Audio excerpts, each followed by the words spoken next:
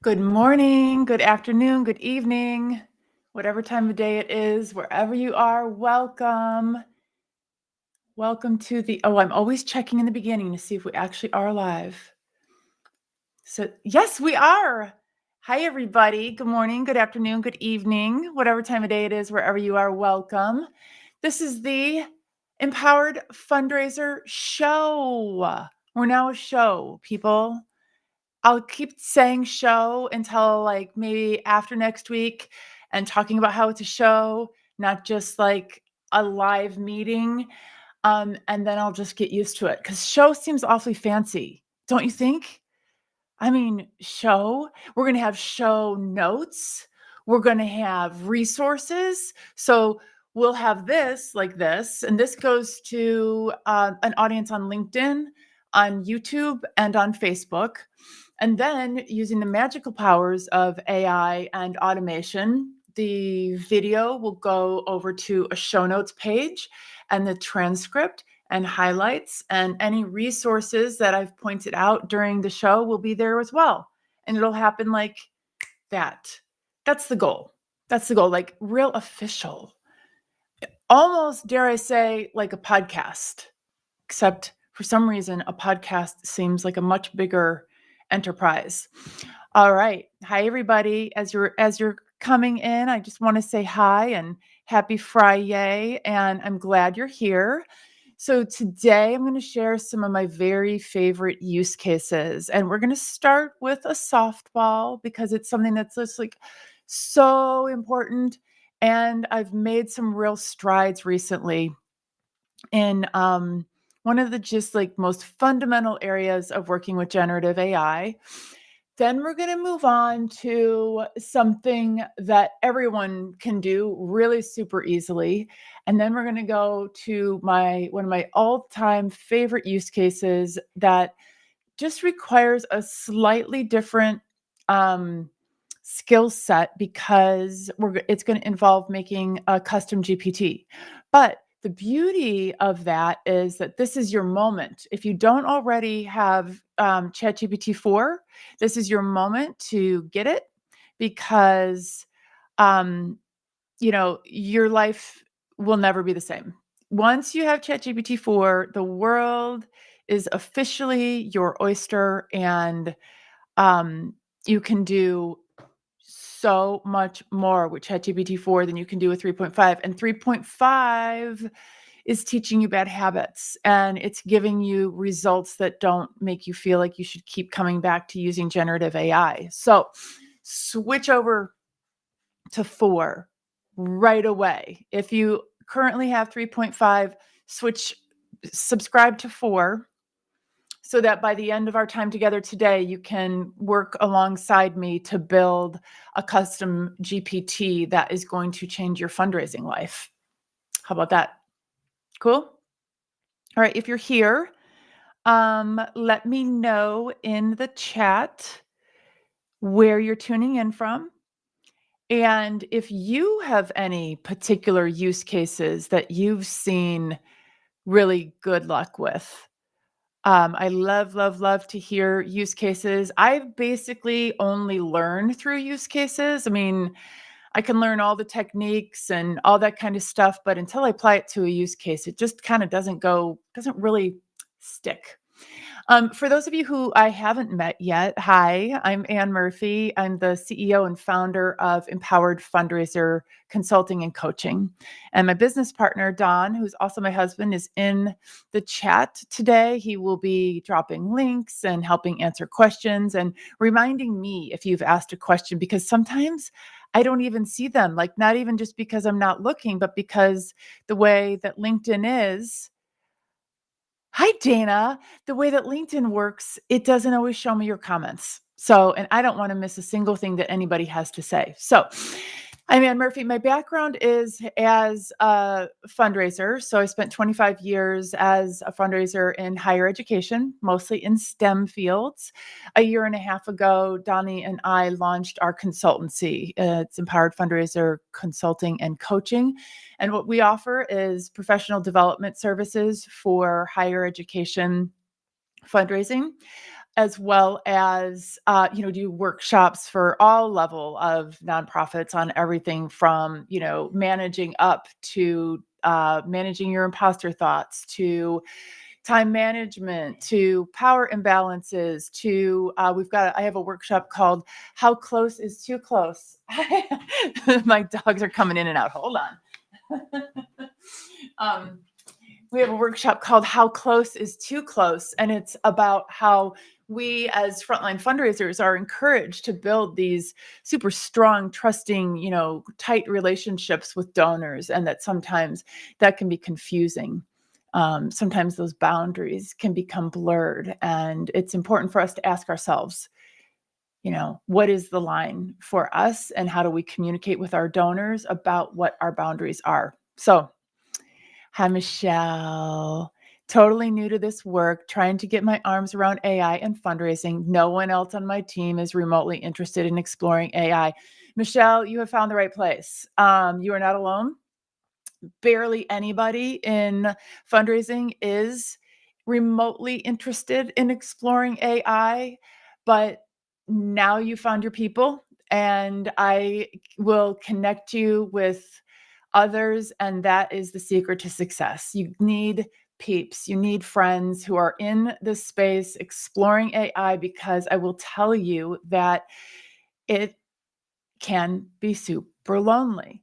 And part of the reason for that is because, the worst, those of us who are like AI optimists and we're in this game and we're in it to win it, it's a really small bubble, right? It's a super, oh, good, Michelle. Thank you for saying that. Oh my God, you have no idea how much that means. People have no idea how much it means to somebody.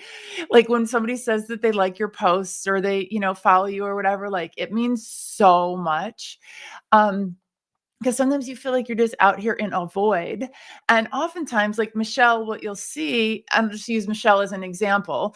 A lot of times what people find is that as they kind of raise their hand to be, the person in the organization who's interested in AI stuff, and they start becoming like a go-to resource, they're also kind of sticking their neck out, right? Like the whole entire world isn't so sure yet about AI. And we're out here saying, we're optimistic, we're hopeful, we're comfortable on the leading edge, right? Like we don't want this to happen to us. We want to guide it. But in that process, like we're people could be like, what does she think? Who does she think she is talking about it? Or, she doesn't have a technical background, or, why isn't she scared? Why?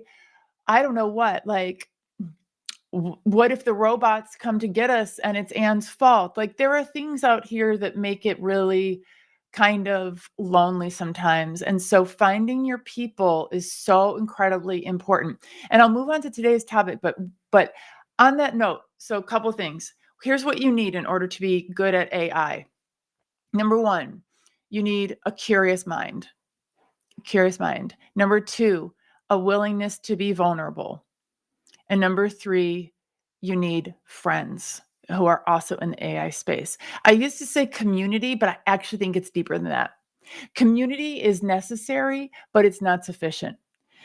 You have to have friends who you can talk about this stuff with, right? You have to have people who you're speaking with on a regular basis, who you can call and go, oh my God, did you see that they blah, blah, blah. Like yesterday, I found out that there's actually a platform where AI bots are hiring humans to do jobs. So like the world is changing really fast, and it's important to be able to have somebody to talk about this with, because it is just face meltingly existential, just really, really challenging. So, Michelle, if you're just getting into it, I have good news. The first couple things I'm going to talk about, and anyone else who's just getting into it, the first couple things I'm going to talk about are really, really good for beginners. You guys, my thing is just scrolling. Am I actually live? I can't tell. I'm going to assume I am. Cool. All right. Let me do a little screen share. I hope everybody's week was good. This was a big one for me. Like, I'm tired. So bear with me because I'm a little bit, little ADHD kind of vibes this morning. Um, okay.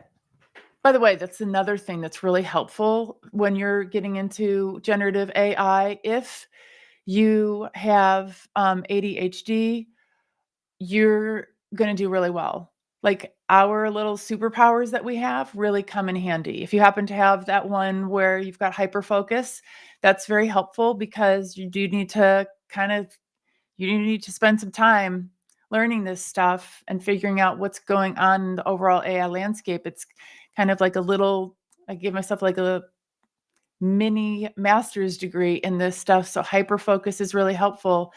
And so is being able to pay attention to the shiny objects. Every once in a while, you want to come out of that hyper focus and pay attention to the shiny objects because some of them are pretty interesting. And it's nice to try a new platform here or there just to know what's going on. All right. So, hi, Dana. Oh, good. Thanks for letting me know. Top fundraising use cases for generative AI. Reminder to everybody, this is where you will find bunches of our recordings, our long form trainings with the decks, with the resources I share. This includes on Thursdays at 11 Pacific, I do a conversation about AI governance. So there's AI governance learnings over there. And then every Friday, I do these hands-on kind of trainings. Those are over there.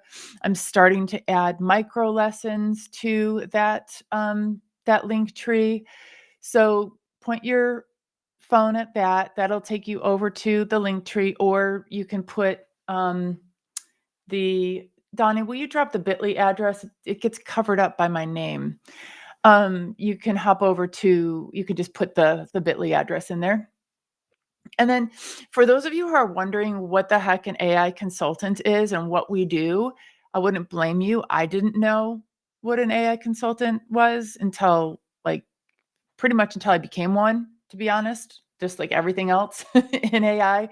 So you can point your camera at that QR code that says responsible AI, and that'll take you to a deck that illustrates the kind of stuff that we do. So avail yourself of that.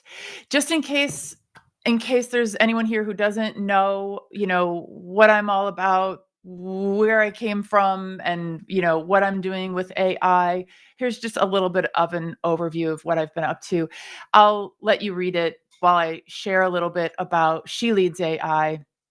I just had a call this morning with an incredible group of women who are leading in AI, and I can share with you that all of us, every single square on that Zoom screen is just amazing women, really strong subject matter expertise, working in their zone of genius, doing good things in the world, and every single one of us wonders, are we ready? Are we ready for what we're trying to do? Like we talked about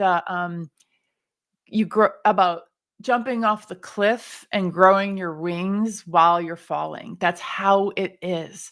So as you're just starting to, dip your toe into it, as soon as you feel like you are the fifth grader to the fourth grader, you're in the place where you can start helping other people. And that's what we preach in the AI world is learn, do, teach, and just repeat. Learn, do, teach, right? Just keep that cycle going, and you grow and you grow. Okay, just like always, I always ask everybody to promise me and each other that you will not put confidential information into ChatGPT. And I can talk about data and security until the cows come home, but let me just say that I want everybody here to get a good night's sleep. I do not want you tossing and turning in the middle of the night, wondering if you put something into ChatGPT that might end up in another one of the models. So we just don't do that. And there are a couple of ways around it. I'll mention really quick.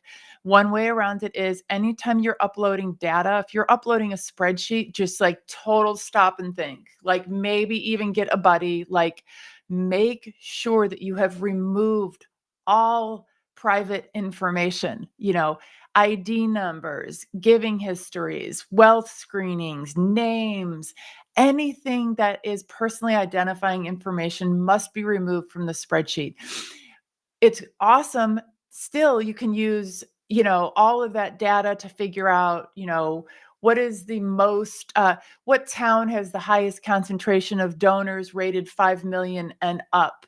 That kind of like aggregate data, and that can give you some insights that'll allow you to make decisions, but just no PII. And then when you're working on a project for an individual donor, we just don't use proper nouns. So it's Mickey, it's Minnie, it's Disneyland, right? It's Dunder Mifflin, it's Parks and Rec, it's whatever, but it's not, Ann Murphy, Don Wackerly, and Empowered Fundraiser. We just don't use proper nouns. So that's the way to get around that and still be able to use ChatGPT for uh, everything. All right. So this is my first use case that I want to talk about, and it's about creating content. And this is what I'm going to do right now is I'm going to recap how we create content. And the piece that's new that I'm bringing to this is how we fix AI content. So really quickly, this is the cycle, right? When we open up ChatGPT, the prompt, how can ChatGPT use, where can I read about it? How can ChatGPT use, where can I read about it? Oh, where you can read about how ChatGPT can use confidential info. You go to perplexity.ai. This is a much better search than Google. So Perplexity AI, and put in how can ChatGPT use confidential information, or how can large language models use confidential information. So Perplexity AI is the best research platform that has ever existed on the face of the earth. And the free version is completely wonderful. Don't even need the paid version. And I encourage you to go in there and have a conversation on this. And the reason why Perplexity is so awesome is, unlike Google, where you get a whole bunch of ads and whatnot and blah, blah, blah, you get just the information plus the sources. And you can tell it, I only want academic journal articles. I want all of the publicly available internet. I want. And after it gives you the first answer, it gives you a prompt that says, ask a follow-up question, or, it'll give you like 3 different options. Do you want to explore further in this way or that way or that way? So this would be a perfect example of,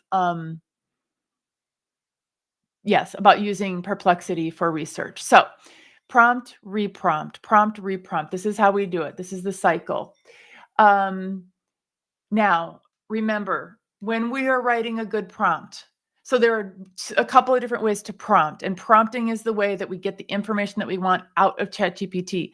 So when we are writing a really good prompt, and an example of when we're going to go to the trouble of writing a really good prompt is if we're working on a project with ChatGPT that we're going to do again and again, you want to create a good prompt, because then once you have that good prompt, you don't ever have to start from square one on something. That's the whole name of the game. The name of the game is to create workflows that allow you to do the highest quality work that you've ever done, and do it in a way that can be replicated over and over and over. And you may iterate to make it a little bit better over time, but we're never going to have to start from scratch ever again. So when we're making a really good prompt for, say, example would be, you want a prompt for donor thank you letters. So you always assign ChatGPT a role. You are a donor relations expert and, rock star copywriter. Task: I need your help writing a thank you letter to a donor. Specifics: the thank you letter is going to include information about how the donor has made a difference in the organization, and the goal is to ensure that they understand the impact of their philanthropy, blah, blah, blah. Context. Context in this case would be this donor, Minnie Mouse, this donor, Minnie, is on our board of advisors and has been giving consistently for 27 years. Recently made her first major gift. It's for a scholarship for a women's STEM camp hosted by Disneyland to learn about the physics of roller coasters. That's the context. Here's an example. An example of a really good thank you letter is below. Cut and paste an example or two or three in there. And then notes. Notes are, I would like this formatted as such, or I want it to be, under 300 words, or I want the tone to be blah, blah, blah, right? So that's an example. We do role, task, specifics, context, examples, and notes. That's how we do a really good prompt. And I have prompting videos over, I think I put them over on our link tree. I'm definitely making on-demand prompting lessons. Maybe this weekend, maybe not, but very soon I'm going to have like level 1, level 2, and level 3. So if you don't know how to prompt yet, just DM me and I will send those to you like ASAP. As I develop them, I can send them to you because it always takes me a little while after I make the video. I have to like get it hosted somewhere. I have to like create the thumbnail, blah, blah, blah. So if you need it, let me know. Okay. Number 1, that's how we prompt. Now here's the new piece. And this is where it's so incredibly valuable for fundraising, for us to know how to work with AI writing. So here's the thing. AI writing is all of the words are interdependent because what the large language models are doing is they're predicting like the next best word or letter. And so when it turns out, say 4 paragraphs, what's in that end paragraph is related to what's in the beginning paragraph. And just like when humans write, it's supposed to be that way. But typically there's more white space around what we write. Our thoughts aren't quite as lucid and as well put together as they are when AI writes. When AI writes, things are pretty dense. So you have to be able to fix it.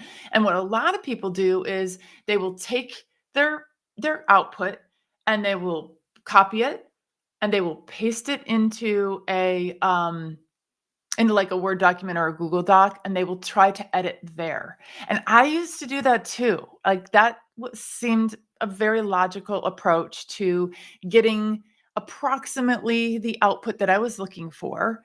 And then, taking it from, let's say, an 85% to a 95%.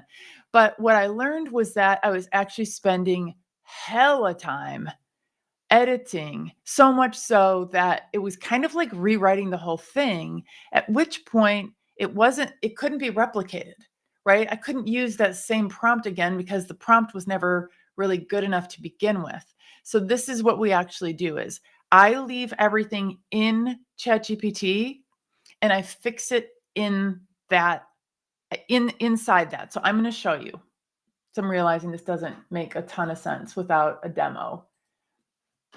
Let me screen share here.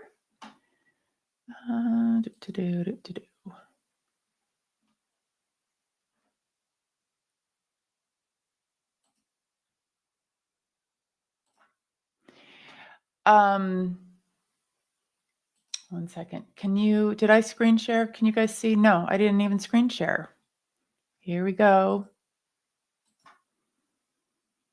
Okay.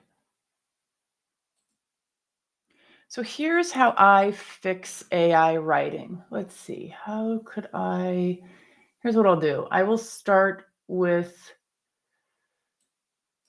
a GPT about what I do. Oh, okay. I'll use one of my custom GPTs. Let's start drafting a newsletter, and I'll just do something short and sweet. Please write me an article about, what should I write an article about? Let's see, about the transfer of wealth from men to women in the next 20 years and what it will mean for philanthropy. Okay, so this GPT is programmed to write in the format of my newsletter articles that go out to the people who, we please share the overall topic. It's in the format of my newsletter that goes out to my mailing list, and which, if you're not already on it, just DM me. I have 2, and I'm going to have 3 soon. One is for all nonprofits. It's called Fundraising Now. The other is specifically for higher ed. That's called the Advancement Report. And then I have a third one that we're working on that's about AI. So let me know if you want to be added to any of those. If you're not, let's see, I don't have any. So let's see what happens here. It's going to draft something for me. And because I didn't give it any information whatsoever, it's probably not going to be very good. The next 2 decades will witness a significant shift in economic power dynamics as wealth transfers increasingly from men to women. This shift isn't just about money changing hands, it's about changing the face of philanthropy. As we look forward, the implications of this wealth transfer are profound. Traditionally, men have shaped philanthropic trends, but as women become the primary holders of wealth, we can expect to see shifts in funding priorities and methods. Women tend to donate more to causes that support social welfare, blah, blah, blah. Okay, so one approach is you select this, you copy it, and you paste it into a Word doc or a Google Doc, and you start editing it. Instead, what I do is I say, this is great, because ChatGPT likes positive affirmation. So we say, this is great. Thank you. I'm going to say, keep everything the same. But include the following upgrades. Now, let's say overall the tone is too stilted and you want it to be a little bit more friendly or breezy. You say, please vary the sentence structure. So that's a really common one I use for when it just sounds too like corporate or like State Department, like you don't really write like that or talk like that. And in my newsletter, it's definitely a breezier kind of writing. I mean, it's an email newsletter. People spend like maybe 1 minute, 2 minutes. So I can't have it just be like, and then, and then, and then. So please vary the sentence structure. I'm going to say, it doesn't like it when you use negative. So you could say, lean into informal vocabulary rather than, I don't know what, like professional terminology or something like that. I don't know if that's the right way to put it. And then 3, I'm just going to say remove the headings because they don't really need to be there. And then we're going to get another iteration of it.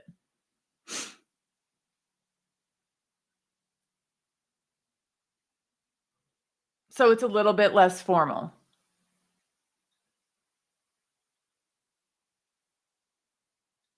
Okay, and so it used bullet points also. Oh wait, it had bullet points before. Were those the same? Oh, interesting. I didn't say anything about AI. Why is it doing that? If this got you thinking, why not share with a friend or colleague? They might find it just as insightful. So the first PS was what? If you found value in this newsletter, please consider forwarding it to a friend or a colleague who might also benefit from understanding the shift in wealth and blah, blah, blah, blah, blah. And then this one says, if this got you thinking, why not share it with a friend or colleague? So you see the difference. And then I could say, no rhetorical questions. And keep in mind, this is just like where you're just using natural language processing. Yeah, exactly, Deb. If you were cutting and pasting it from inside ChatGPT over to a document, that's how you would do it. You would use this little clipboard looking thing. And you can do that on your phone too. But here we go. We've got no rhetorical questions because, by the way, I wanted to show you something. There are a couple of things that ChatGPT does in its writing. Of course, we all know that it has a series of words that it uses that are just dead giveaways. And I put those, I'm pretty sure those are over in the link tree. If they're not, just DM me. Yeah. And so there's words that ChatGPT always uses that are a dead giveaway. There's this sentence structure. Oh, rhetorical questions. Rhetorical questions aren't certainly like the property of ChatGPT, but it has kind of taken over. And so when you use rhetorical questions in your writing now, it it seems like it's ChatGPT, even if it's not. So you want to be careful about that. But this particular sentence structure now for this foreseeable future, I would recommend don't use it because ChatGPT uses this in, I don't know, probably 50% of the outputs. It isn't just this, it's this. That sentence structure is a ChatGPT thing. And it's a wonderful sentence structure. And it's very helpful in our writing and our communication. But if you don't want your AI writing to scream, I wrote this with AI, don't include that sentence structure. Okay, so we've made some edits. Let me do a couple of more. So what are some of the other ones that I have on my list? I have Be Less Flowery. That works really well. My GPT that I use for my newsletter is already trained to be less flowery. Be more direct, be more economical, inspire confidence. Here, I'll just screen share this instead, actually. Okay.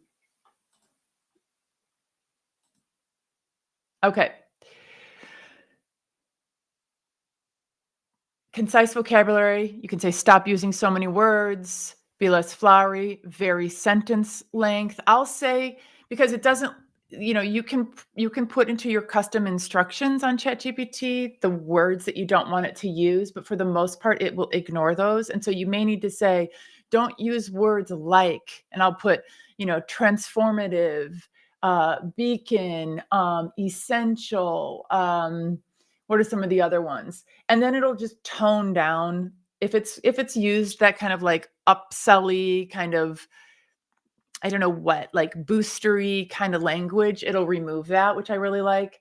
Sometimes if it's writing like in a really stilted fashion, which is pretty common, you can say, I'm writing this to somebody I know. So then it'll bring it down a notch. I really like XYZ. Please update the rest of the document to be like that. So these are some of the ways that you can be editing inside the platform. So you're not trying to edit this really tightly woven together AI writing yourself. I would say like I can do AI and I can do my brain. One thing that's challenging is if I'm trying to like put my brain on top of AI writing, it just doesn't, for me, it just hasn't been all that helpful. Okay. So those are some important use cases for like when you're making AI content. I told you how to do it. When you got to fix it. Then my next favorite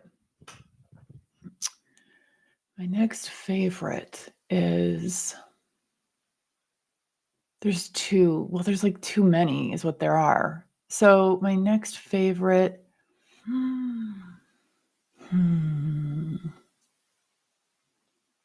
What should I do? What should I do? We've got so many that like I can't even live without anymore. So I kind of talked about a letter, emails, the letter idea. You can, letter, thank you letter, emails, briefings, all that stuff is kind of like what I just showed in terms of writing good prompts for those. I would say the next use case that I like is to be able to use ChatGPT to prepare for meetings. So I will walk you through a short version of that. And it's going to be really fun. Um,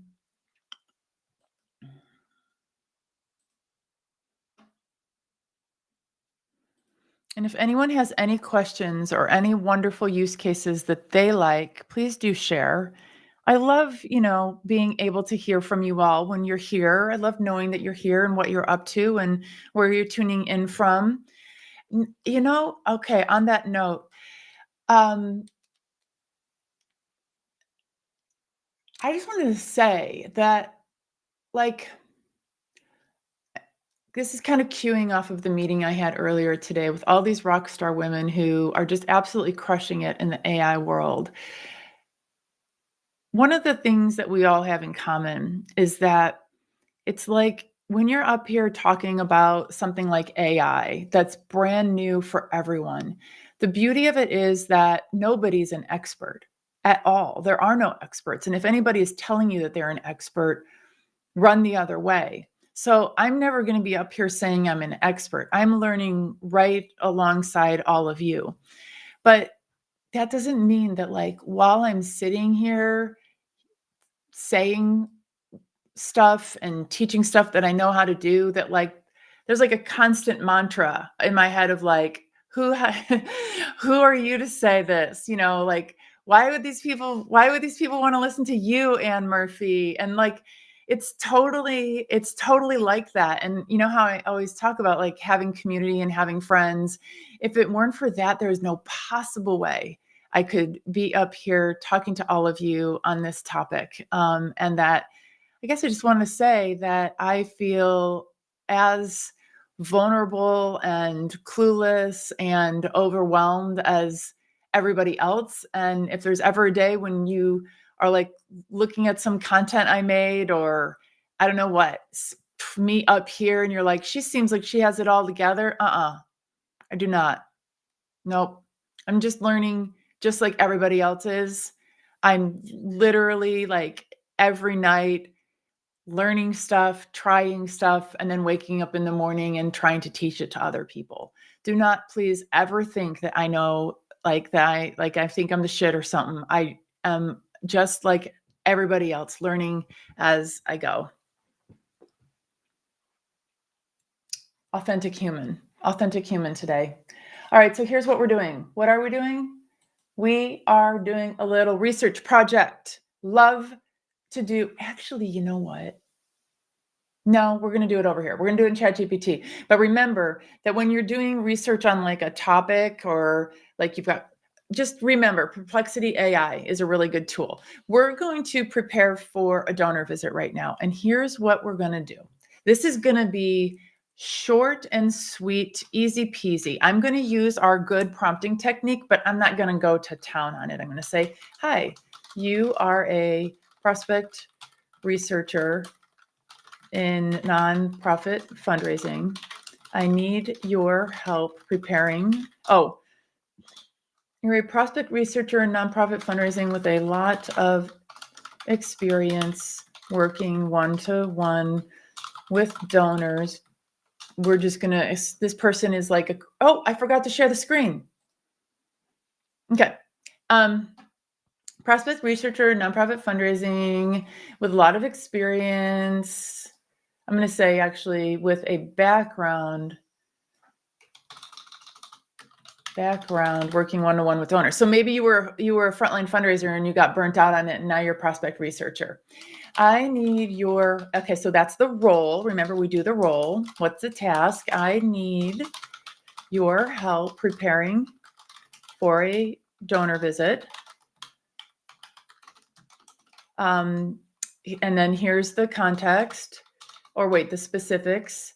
The visit is with an alum of my university who has been making gifts for 40 years, is happy with their impact, but asked a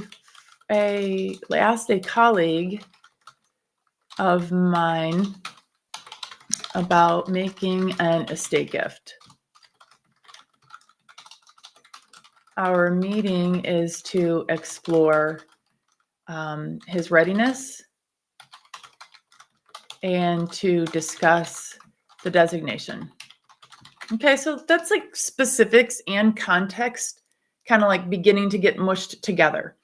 So then what we're going to say is, please review this website to learn about the program we will be discussing. Okay, so let's see. What website should I use? Let's see. University of Illinois. Okay.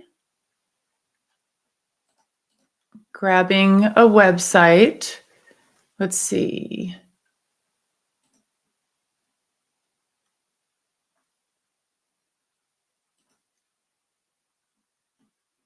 Okay.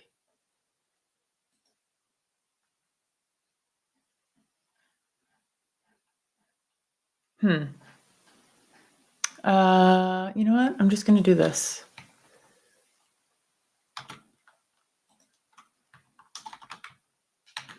So it's not very much information on this website, but it'll be enough to get this going. Okay, so here's the program that we will be discussing. And then I'm going to say, and please review this website for information about how to make an estate gift.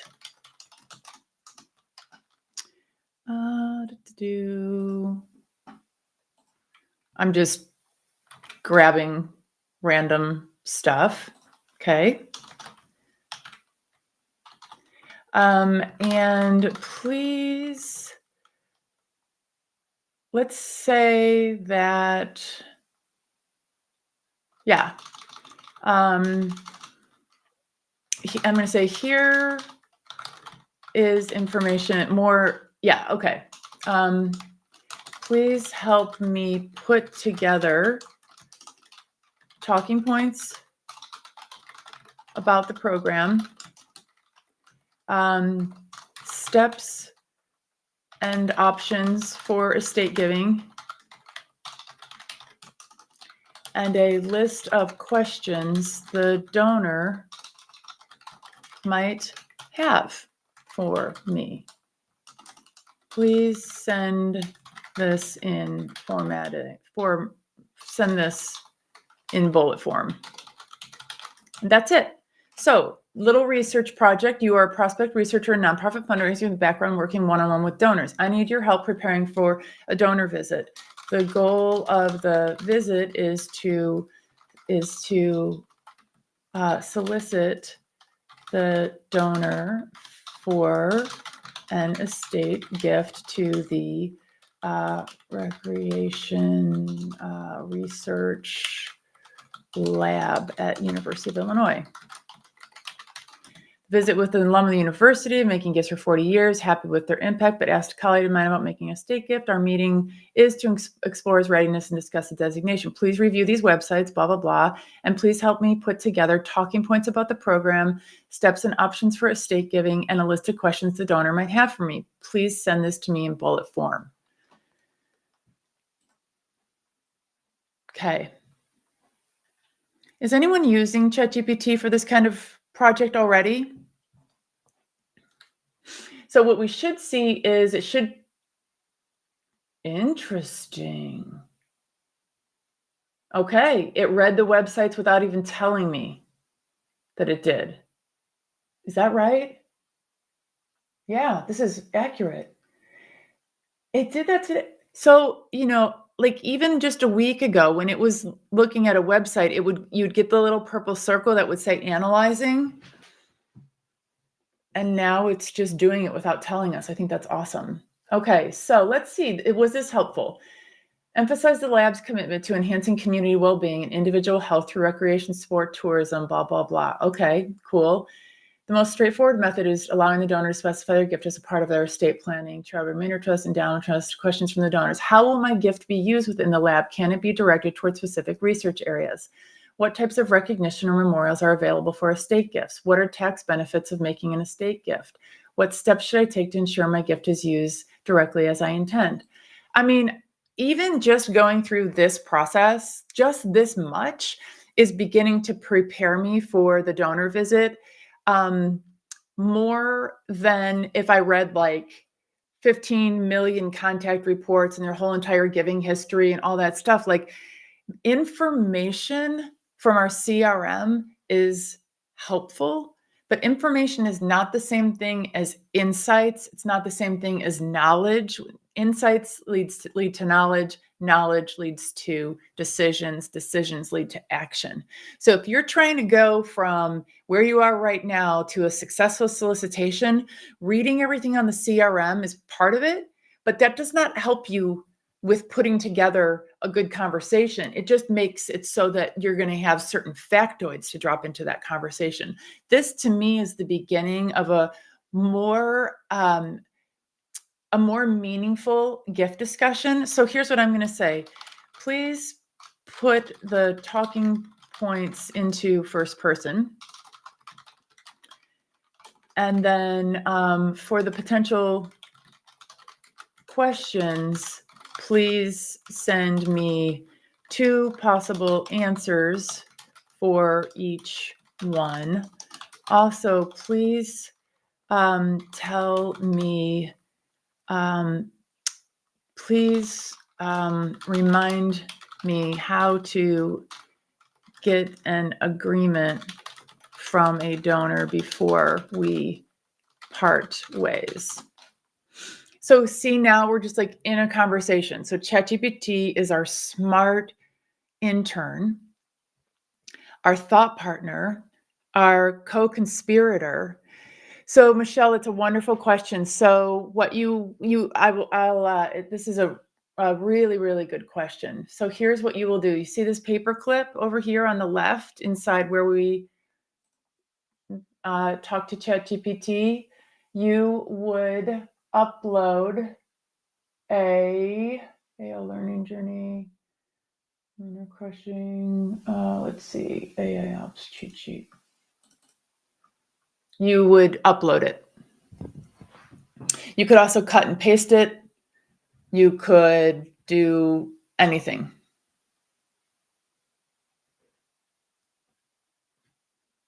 Oh, it's not on a website. Oh, if it's still in, yeah, okay, yeah, Donnie's making a good point. If it's still internal content for staff, no problem, as long as it's not confidential. If it's super confidential, then what I would do is remove the confidential part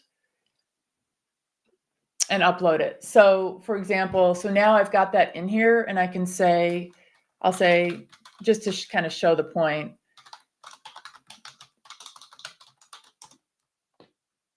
So it's reading my PDF.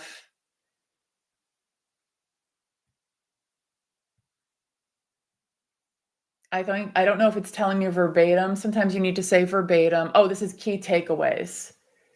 So then I can say, this obviously has nothing to do with like a donor making a gift to a recreation research department, but let's say, how does this document relate to our donor meeting?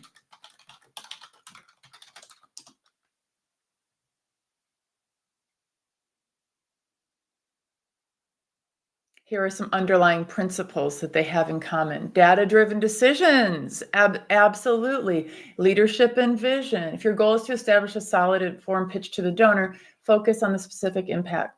You know what? How about something? Let me just try something real quick. Thank you. Just for kicks, Can you write me I hate elevator speeches so much. Use about the recreation research lab in our meeting with a donor. And let me elaborate on why I say that. The reason why elevator pitches are so unhelpful is because it puts fundraisers and executive directors, academic leaders, it puts you in the frame of mind that your job is to show up to a donor meeting and say a whole bunch of stuff, which is not your job. Your job is to listen 80% of the time. Yes, when it is your time to talk and it is your time to pitch, you do want to use those moments of airtime very effectively. You don't want to be like, and la, and saying stuff that doesn't matter for sure. But I just really think that we do ourselves a disservice with the amount of time that we spend on elevator pitches. To me, the goal is you have 3 high impact points that you need to make, right? About something. And your goal is to make it as short and sweet as possible. The thing that's really tricky is that what actually makes a difference, what actually inspires people is storytelling. And storytelling is not an elevator pitch, right? So what your job is like this little snapshot. So what did it say? The Recreation Research Lab at University of Iowa stands at the forefront of enhanced. See, you wouldn't even talk like this. I'm going to say, now phrase this like a normal person would talk.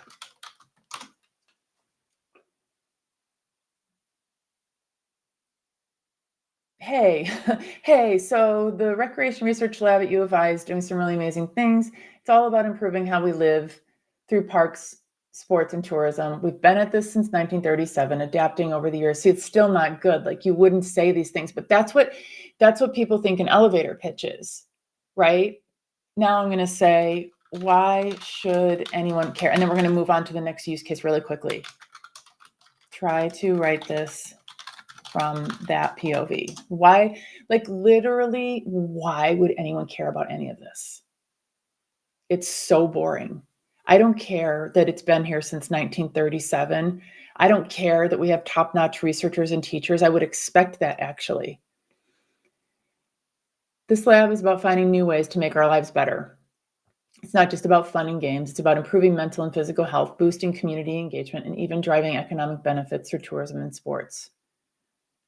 I mean, it's getting better, but you could see. So let's say your job, like, let's say you were like going through a whole big elevator pitch, like initiative at work. You could totally use ChatGPT to do it, but you see that this is the perfect example of it is your super smart intern. An intern doesn't know how to write an elevator pitch, right? ChatGPT kind of knows, but what you really need to do is tell it, right? You would use that role, task, specifics, context, examples, and notes. You would put examples of banger elevator pitches in there. You need to teach ChatGPT how to do something like this. Okay. But keep in mind, it's still going to be better than 98% of humans who would sit down to write an elevator pitch. So don't sweat that too much. Okay. I hope this is helpful. Next thing I want to show you is, first I want to remind you, Donnie, can you put the bit.ly link in there again? So remember, all this stuff and other things are over in our bit.ly link. You can always reach out to me. We do one-on-one trainings. We do team trainings. We do trainings for executive leadership. We work with people to help them build a framework for responsible fundraising for their organization. We upskill people. And I work with a team of builders who can build bespoke AI solutions for you. So let's say your CRM is not doing what you need it to do, and you want to experiment with something really custom made for your organization, we do that too. So reach out to us. So the last thing I'm going to show you, actually, I'm going to talk to you about it first. And then I'm going to show you just one little second. So this is important. So if you're multitasking, just like zone in right now on this. One of the things that we overlook very often in our work with AI is that in order for us to optimize our work by using AI and automations, our business operations, we actually have to know how we get things done.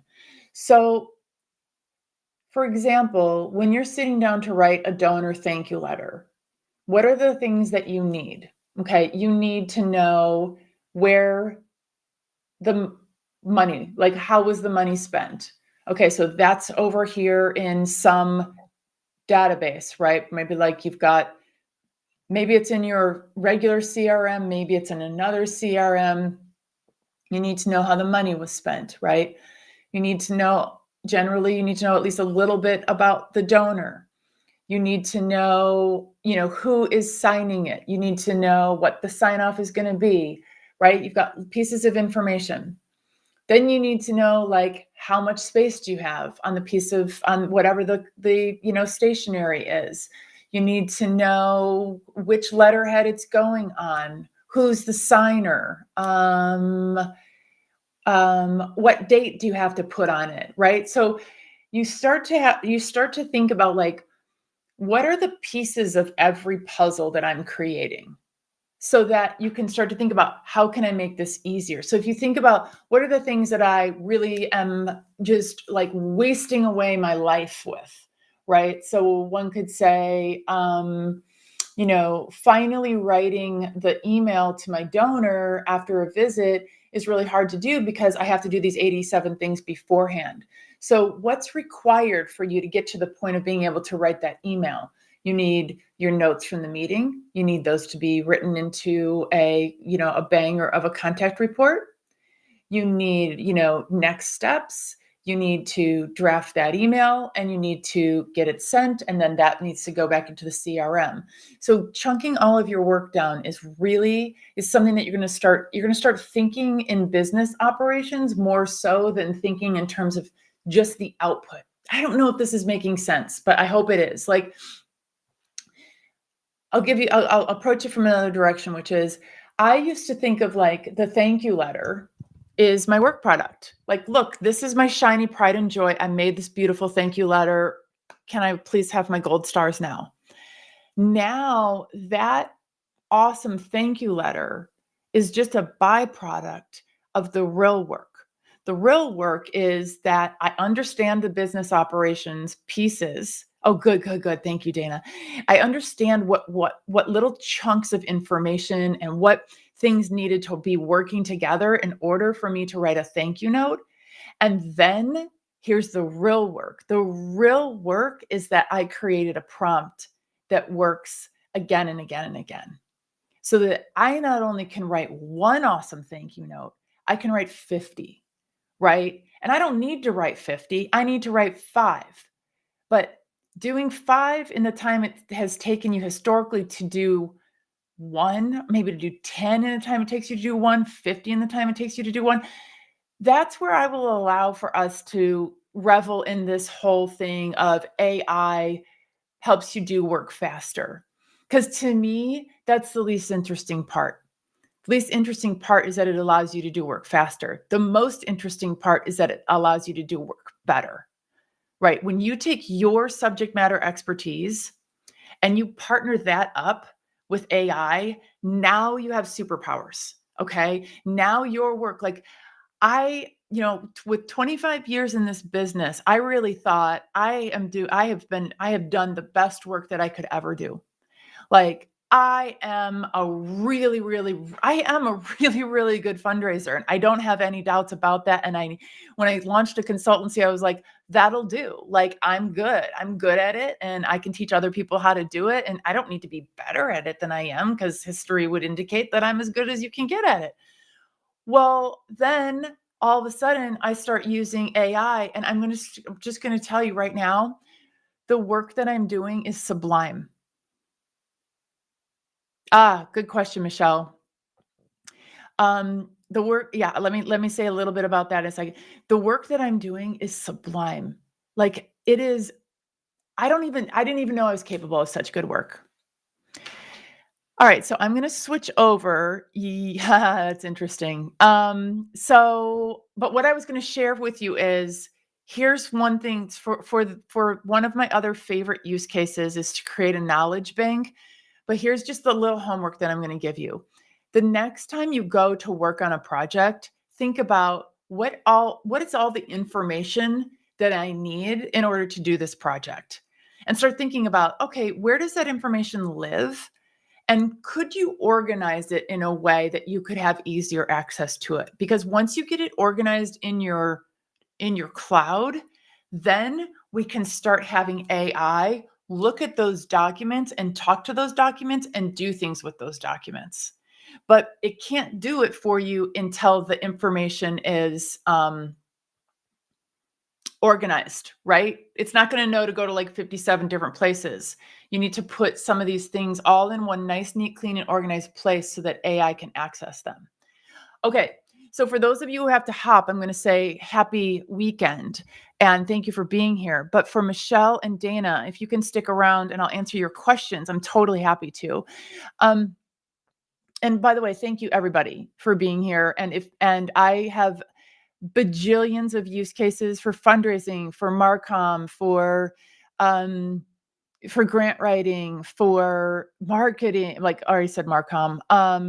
You name it, I've got it. I can create a whole entire annual giving program in 6 hours for a whole entire year. A project that would take 6 people the entire year or something like that, going back and forth. I have all the prompts, all the workflows, like anything you need, I probably have it.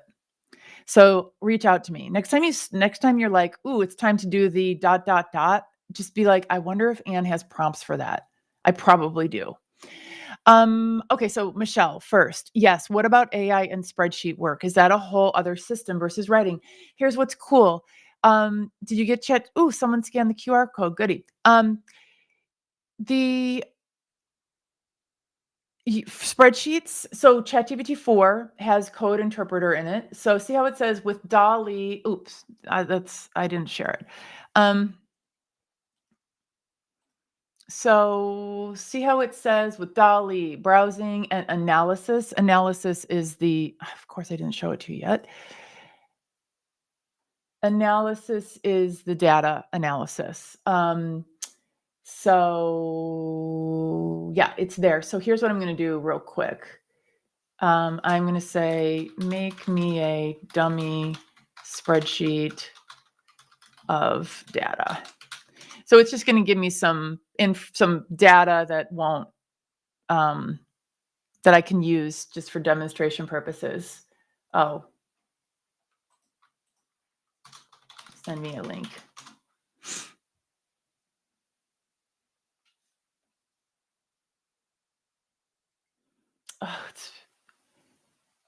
Oh, okay, send me a link to, let's see, create a dummy spreadsheet of data. Let's see if it'll do it. It's been telling me that it can't make links recently, but it absolutely can. And then while it's doing that, Dana, yes and no. Here's what I think. I have like a massive prompt gallery, and I like have mixed feelings because I have a massive prompt library, prompt gallery for fundraising, and I've thought a lot of times about, commercializing it.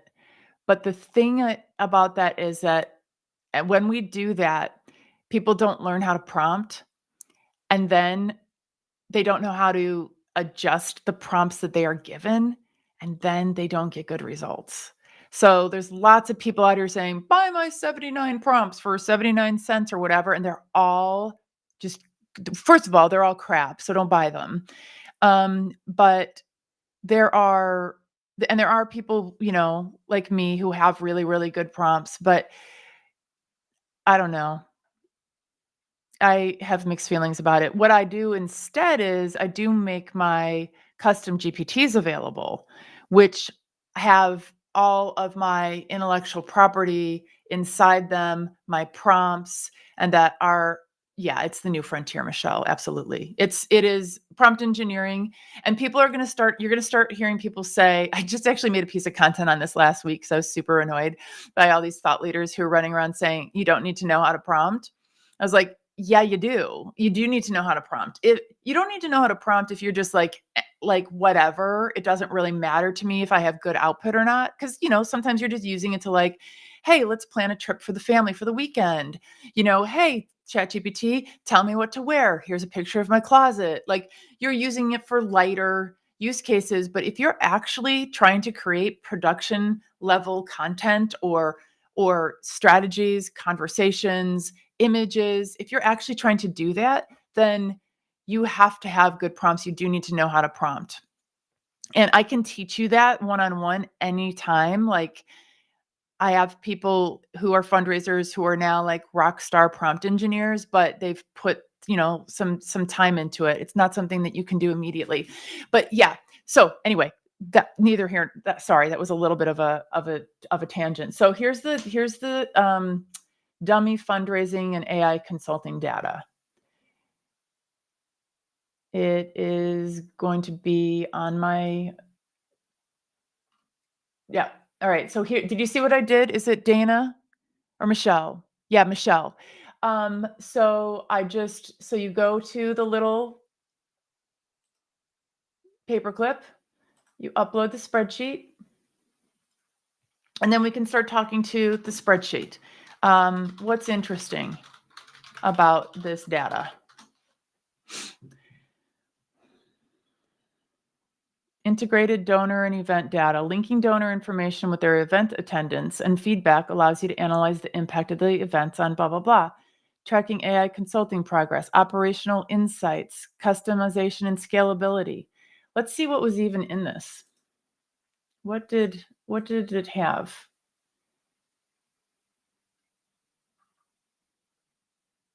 Ooh, my computer's running really, really slow. My husband is about to tell me, you gotta go, you have another call.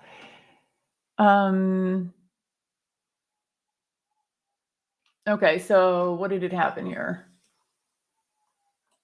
So short and sweet spreadsheet. Okay, donation date, donation amount. See, you would never put this. You wouldn't put somebody's name, donor ID, you wouldn't put all that identifiable information in there. But um, you get the point. So this is called code interpreter or data analysis. And it's real easy. I use it all the time for, gosh. Oh, here's something really awesome that you're probably going to love. Oof. Okay, so let me show you this. We saw how let's say, see how Alice Smith is just one column? Watch this. I need the first and last names to be two different columns. Please fix and send me the link. So, how many bajillions of hours have you spent trying to like just spiff up a spreadsheet? And let's say that you've got like a spreadsheet that like multiple people have contributed to. And so it looks like the dog's breakfast now. You can say, multiple people contributed to this spreadsheet. As a result, things are not where they need to be. Please review this. Let me know what a more organized format would look like. Blah, blah, blah, blah, blah. And it will tell you what it can do to make the spreadsheet make sense again. And then you can tell it if you want it to do it or not. So let's see, did it separate the names? Oh, whoops, that's the old one.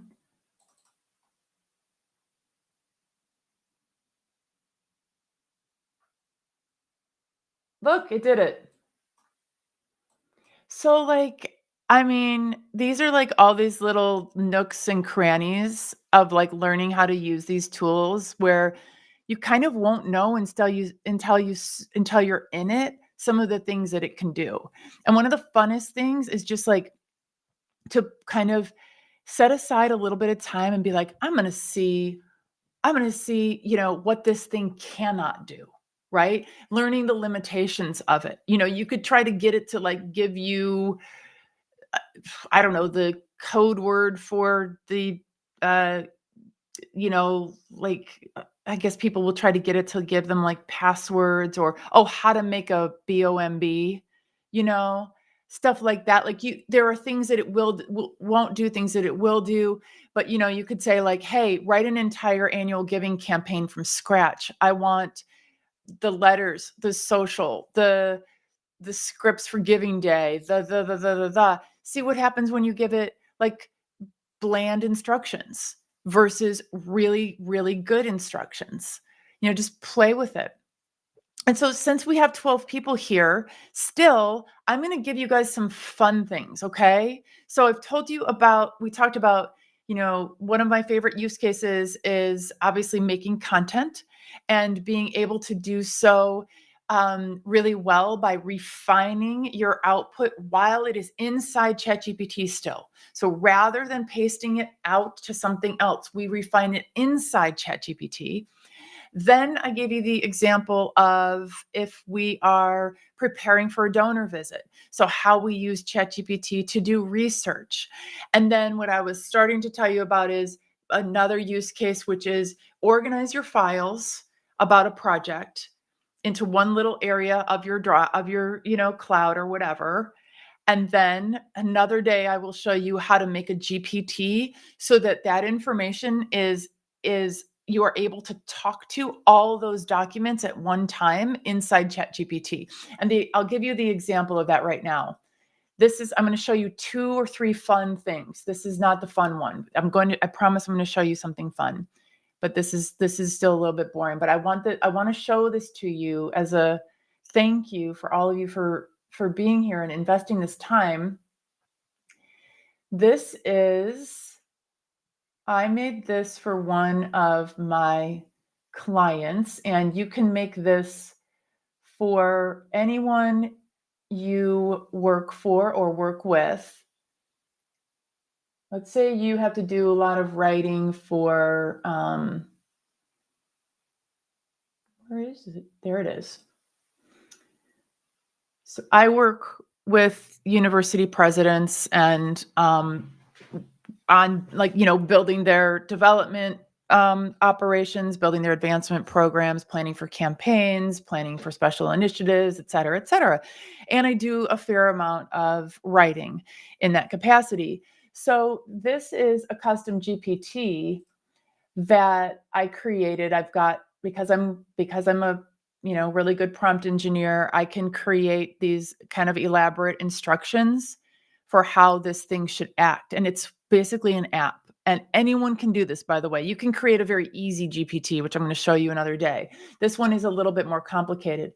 But then I uploaded things like transcripts of her speeches, examples of letters she's written, data about the university, blah, blah, blah, blah, blah, so that now when I sit down to work on something for my client, which I would do this for, my dean or my director, my department head, my executive director, whoever, now when I sit down to do something for them, it's in their voice. So I've actually trained this custom GPT to speak like this person.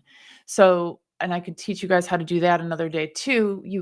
I call it a universal voice prompt. So you analyze that person's writing or their speaking, their speech, their speech, how they talk. And it analyzes it in like 10 different ways, 10 different like linguistical tools to analyze their writing. And it tells you how they write. And then everything that you write for them then is in that tone, voice, syntax, vibe. And so I could say, let's draft a speech. Let's distill this into pithy talking points. Let's draft a personal story based on details I'll provide. So if I want, for example, remember when I was just saying like elevator speeches have their limitations, and part of it is because what actually moves people is personal stories. So, hey there, I'm excited to help you with this project. What is the upcoming speech and who is the audience? Add as much detail as you can and feel free to upload reference documents. If you only have a vague idea, that's cool too. I'm just going to say, let's write a story about the feeling of receiving a scholarship funded by a donor and the impact on a student's life. And see, some of you guys have been here before, and so you see, like, sometimes I worry about typos and my syntax, and sometimes I don't. When I'm just talking back and forth with ChatGPT like this, I don't worry about it because it's using something called natural language processing, which is just how you talk. This is just like it's understanding how human beings just plain old communicate, and it knows what I mean when I say, let's Rita a story about feeling, it knows what it means. Okay, so this is already way too long. So let me just say, I'm going to stop this, which is you just hit this stop button, and I'm going to say 200 words. And then I'm going to give you guys a fun little use case, I promise. Maria, a bright student from Chicago, dreamt of an engineering career but faced financial barriers. Her life transformed when she received a full scholarship to Harvey Mudd College, funded by an alumni donor dedicated to supporting underrepresented STEM students. This is boring. I'm just going to say this is boring. Make it interesting.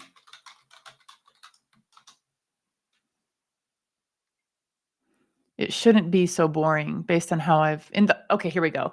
In the heart of Chicago's bustling streets, Maria dreamed amidst the hum of city life, her mind a whirlwind of equations and starlit aspirations. Financial hurdles loomed large, but her determination was fiercer. When Maria received a scholarship to Harvey Mudd College, it wasn't just an offer to attend a university, it was a lifeline pulling her toward, okay, he's telling me I have to stop. Okay, lifeline pulling her toward a future she had only dared to imagine. See, I mean, it's not perfect either, but you see how you can train the model to write in a particular way. Okay, the final use case, and I'm going to go because Donnie says I have to because I think I actually do have another meeting right now. What we're going to do is once we have ChatGPT 4, we download the app and don't space out when you're downloading the app because there are a bunch of fake ChatGPT apps, but get the app. Inside the app, you have the ability to upload images. So what you're going to do is you're going to go take a picture of your closet. Maybe take two or three, whatever. Doesn't matter. They don't even need to be good pictures. Just like get the general gist of what you have in your closet. And then you're going to upload it to ChatGPT. And you're going to say, I'm going to a baby shower this weekend. It's going to be at a fancy hotel. Thanks, Deb. Have a wonderful weekend. Thanks, Michelle. Thank you, Dana. Oh, it's 10 p.m. You got to go. Yes, everybody. Thank you so much. Have a beautiful weekend. And then just say, what should I wear to the baby shower? And ChatGPT will tell you what to wear. So that is how you make your $20 a month back. So you don't have to buy fast fashion. You don't have to go to the store. You don't have to buy stuff online and then deal with returning it. You just go shopping in your very own closet because you have a personal assistant who's going to help you pick out your clothing. Okay. And with that, everybody, have a beautiful, beautiful rest of your weekend. You're welcome, Stephen. So glad you were here. So glad you were here. All right. Happy weekend, everybody.